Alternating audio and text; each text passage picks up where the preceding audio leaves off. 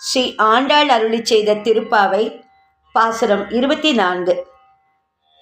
அன்று இவ்வுலகம் அளந்தாயடி போற்றி, சென்றங்கு தென்னிலங்கை செற்றாய் திரள் போற்றி, புன்ற சகடம் உதைத்தாய் புகழ் போற்றி, கன்று குணிலாய் எரிந்தாய் கழல் போற்றி, குன்று கொடையாய் எடுத்தாய் குணம் போற்றி, வென்று பகை கெடுக்கும் நின் கையில் வேல் போற்றி, என்றென்றும் சேவகமே ஏத்திப்பறை கொள்வான், இன்று யாம் வந்தோம் இரங்கேலோர் எம்பாவாய்